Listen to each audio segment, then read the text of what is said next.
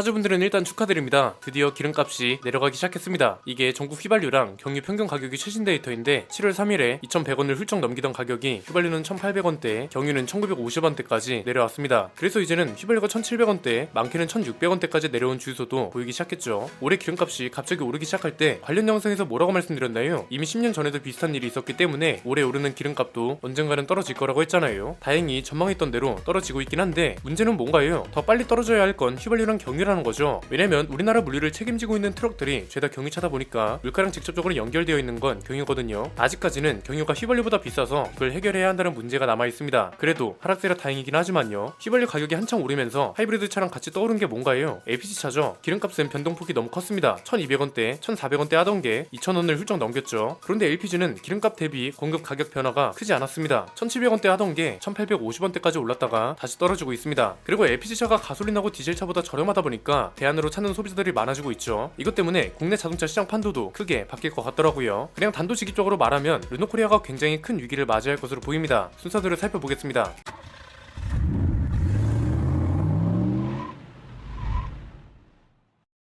르노코리아를 먹이 살리는 차는 뭘까요? 누가 이런 걸 묻는다면 고민하지도 말고 QM6라고 대답하시면 됩니다. 보통 브랜드 내에서 잘 팔리는 차가 두 종류 이상은 있잖아요. 심지어 쌍용차도 토레스랑 렉스턴 스포츠가 가장 잘 팔리거든요. 그런데 르노코리아는 QM6가 압도적입니다. 올해 판매량을 보면 르노코리아 전체 판매량 중에 QM6 비중이 54%나 됩니다. 브랜드 내에서 절반 이상의 성과를 QM6가 이끌고 있다는 거죠. 이렇게 되면 장점은 뭔가요? 브랜드를 대표하는 모델 하나만 잘 팔아도 회사가 먹고 산다는 거고, 반대로 말하면 이 차 하나만 망해도 회사가 휘청인다는 거죠. 문제는 이 우려가 현실이 되고 있다는 겁니다. 작년 같은 기간 판매량을 볼까요? QM6 판매량이 작년 1월부터 7월까지는 2만 대가 넘었습니다. 점유율도 무려 61%에 달했고요. 그런데 올해 같은 기간 동안에는 4,000대가 덜 팔렸습니다. 르노코리아한테는 초비상인 거죠. QM6가 몰락하기 시작하면서 다른 모델들의 판매량 상승이 요구되고 있는데 다른 모델들이 너무 부진합니다. XM3는 많이 팔려봤자 소형차라 마진이 크지 않고 SM6는 브랜드 내 점유율이 73%밖에 안 됩니다. 그러니까 결국 지금 상황에선 QM6를 살리는 방법밖에 없다는 거죠. QM6는 LPG 모델 판매량이 압도적입니다. 작년 한 해 동안 기록한 판매량 중에 무려 62.8%가 LPG 모델이었습니다. 왜 하필 LPG차 판매량이 압도적일까요? 이유는 간단하죠. 제일 큰 건 가격입니다. 취득세 포함 2,950만원부터 3,900만원 사이거든요. 셀토스랑 비교해보면 얘는 2,200만원부터 3,650만원이잖아요. 차급이 다른데도 상당히 큰 폭으로 겹치고, 스포티지랑 비교해보면 거의 완벽하게 겹칩니다. 가성비라는 필살기, 여기에 LPG SUV로는 유일한 선택지였기 때문에 안 팔리는 게 오히려 이상한 차였습니다. 그런데 이런 압도적인 차한테 위기가 찾아왔습니다. 갑자기 하락세를 탄 이유, 그리고 앞으로의 전망도 얻을 수밖에 없는 이유는 크게 세 가지입니다. 첫 번째는 기아의 대응이 시작됐다는 겁니다. 사실 기아가 가만히 있는 것도 이상했습니다. 현대차 그룹은 LPG 엔진을 굉장히 오래전부터 만들어 왔잖아요. 당장 택시만 봐도 죄다 LPG니까요. QM6가 먹고 있는 LPG 시장을 언제쯤 뺏어올까 했는데 아니나 다를까 스포티지 LPI 모델을 출시해버렸습니다. 스포티지가 풀체인지 되면서 차체 크기가 굉장히 커졌습니다. 가격대만 보면 취득세 포함 2,720만원에서 4,050만원입니다. QM6랑 완벽하게 겹치죠. 이러니까 당연히 스포티지로 넘어가는 수요가 상당하겠죠. 실제로 지난달 26일에 출시가 됐는데 일주일 동안 5,000대나 계약됐다고 합니다. QM6에서 넘어가는 수요도 있고 스포티지 다른 모델들 대기 기간이 심각해서 여기서 넘어가는 분들도 계실 겁니다. 가솔린 모델이 12개월 이상, 디젤 모델이 16개월 이상, 하이브리드는 18개월 이상에 달합니다. 듣기만 해도 끔찍하죠. 그런데 LPI 모델도 출시된 지 한 달도 안 됐는데 대기 기간이 1년 이상으로 안내가 됐다고 합니다. 말도 안 되는 기간인데 결국 기아가 증산을 결정했습니다. 원래 스포티지 LPI의 월 생산 대수를 800에서 900대로 잡았다가 초기 생산이 월 250대 정도로 줄었다고 합니다. 그래서 이걸 다시 800에서 900대 선으로 늘리기로 결정했다고 합니다. 이미 계약이 몰리고 있어서 스포티지는 물량 대응만 제대로 하면 QM6를 충분히 넘을 수 있는 상황인 거죠. 두 번째는 토레스입니다. 이건 좀 의외죠. 왜냐면 토레스는 가솔린 터보차라서 QM6 LPG랑 전혀 겹치지 않을 것 같잖아요. LPG 차의 장점은 뭔가요? 휘발유랑 경유차보다 질소 산화물 배출량이 적다는 거죠. 국립환경과학원 자료를 보면 휘발유차보다도 훨씬 배출량이 적습니다. 그래서 대기환경보전법에 따라 LPG차를 저공해 차로 분류해뒀습니다. 저공해 차는 총 3종으로 나뉩니다. 1종은 배터리 전기차랑 수소 전기차, 2종은 하이브리드차, 3종은 LPG랑 CNG 차입니다. 저공해 3종 차는 주차요금 50% 할인이 대표적인 혜택입니다. 그런데 토레스가 이 좋은 혜택을 그대로 가져와 버렸습니다. 1.5리터 터보 가솔린 엔진인데 저공해 자동차 3종 인증을 받았습니다. 그래서 QM6 LPG 모델이랑 똑같이 혼잡 통행료, 그리고 공영 주차장하고 공항 주차장 이용료를 50에서 60% 감면받을 수 있습니다. QM6 입장에선 생각지도 못한 복병이 등장한 거죠. 스포티지는 LPI 모델을 출시할 거라는 소식이 작년부터 들려왔기 때문에 어느 정도 예상을 했습니다. 그런데 토레스가 저공해차 인증을 받았다는 점, 그리고 출시 한 달도 안 돼서 계약 건수 5만 대를 기록할 정도로 인기가 많을 줄은 몰랐을 겁니다. 기아랑 쌍용차가 양쪽에서 QM6를 때리고 있는 거죠. 세 번째는 르노코리아 스스로도 신차 계획이 부실하다는 겁니다. 일단 올해 출시 예정인 신차가 하나밖에 없습니다. XM3 하이브리드죠. 이게 출시된다고 실적에 얼마나 영향을 줄지는 모르겠습니다. 왜냐면 당장 코나 풀체인지가 출시될 예정이고 소형 하이브리드 SUV 쪽은 니로 하이브리드 같은 차들이 꽉 잡고 있죠. 그러면 남은 건 XM3 이외의 신차들인데 이거마저 부실한 상황입니다. 일단 르노코리아가 신차 계획을 내놓긴 했습니다. 그런데 2027년까지 겨우 3정밖에 없다고 합니다. 2024년부터 2027년까지의 계획이라고 하는데 이 소리는 결국 뭔가요? 2024년까지는 신차가 없다는 거고 2024년 이후에도 1년에 하나꼴로 신차를 내놓겠다는 거죠. 이걸 보면 진짜 한국에서 차를 팔고 싶은 의지가 있나 싶을 정도입니다. 르노코리아, 쌍용차, 쉐보레 이 세 브랜드의 치명적인 문제는 뭐였나요? 차를 팔고 싶은 의지를 소비자들이 느끼기 힘들었다는 거죠. 가격을 보나 신차 출시 주기를 보나 어느 하나 나은 게 없었습니다. 그런데 쌍용차는 토레스를 시작으로 완전히 다른 모습을 보여주기 시작했습니다. 한국GM은 국내에만 신형 전기차 10종을 출시할 거라고 합니다. 이 둘은 새로운 의지가 보이기 시작했다는 거죠. 그런데 르노코리아는 아직 이런 의지가 안 보인다는 게 진짜 큰 문제인 겁니다. 현대차 그룹이 독점하고 있는 시장에서 나머지 점유율을 세 브랜드가 나눠먹고 있는 구조입니다. 그런데 이 중에서 두 브랜드는 치고 올라가고 있고 한 브랜드만 줄춤하면 올라가는 건 너무 당연한 거죠. 국내에 들여올 차가 그렇게 없는 건가 싶다가도 올해 공개된 오스트리아 같은 차들을 보면 충분히 경쟁력이 보이거든요. 디자인도 괜찮고 그렇게 문제라던 실내도 크게 개선됐고 무엇보다 엔진 스펙을 보면 얘도 저공해차 인증을 충분히 받을 수 있을 것으로 보입니다. 하이브리드, 48V 마일드 하이브리드, 12V 마일드 하이브리드 엔진 라인업이 이렇습니다. 크기 제한 때문에 QM6 후속이라고 하기 애매하면 오히려 가격 경쟁력이랑 친환경차 혜택을 무기 삼아서 QM5 부활 기념으로 가져가도 좋을 것 같습니다. 그런데 아예 국내 출시 가능성조차 없다고 하니까 아쉬운 거죠. 최근에도 회사적인 문제도 있었습니다. 르노코리아 로고가 바뀌었습니다. 로장주 엠블럼으로 갈 줄 알았더니 태풍이는 로고를 2D화한 것도 모자라서 이런 문제도 생겼습니다. 새 로고 색깔이 검은색이잖아요. 그런데 검은색 로고에 배경까지 검은색으로 하면서 안 보이는 문제가 생긴 겁니다. 간판 바꾸는 것도 비용이 상당합니다. 그런데 이렇게 문제를 충분히 인지할 수 있는 부분임에도 이런 실수를 한다는 게 연매출 4조에 가까운 자동차 회사로서 가능하냐 이겁니다. 이것 때문에 로고 CI 규정이 없는 거냐는 비판도 있었습니다. 물론 아예 희망이 없는 건 아닙니다. 곧 출시될 XM3 하이브리드 가격이 호네랑 셀토스 그리고 니로까지 씹어먹을 정도로 나온다면 가능하겠죠. 그런데 지금까지 그런 적이 거의 없었기 때문에 마냥 가격만 기대할 수도 없는 노릇입니다. 이게 르노그룹 차원에서 그럴듯한 신차가 나오거나 아니면 르노코리아가 별도의 계획이라도 내놨으면 전망하기가 좋거든요. 그런데 지금은 그런 게 딱히 없어서 해결책을 제시하기도 참 난감한 상황입니다. 르노코리아 공장 효율성이 꽤 좋다고 합니다. 분리 생산이 가능하다는 것 때문에 장점이 뚜렷한데 이런 공장이 있음에도 신차 계획이 없어서 점유율이 하락하고 있다는 게 안타까울 따름입니다. 오늘 내용은 여기까지입니다. 내용이 유익하셨다면 구독과 좋아요 알림 설정 부탁드립니다. 저는 김승현 안PD 스포일러 안PD였습니다. 감사합니다.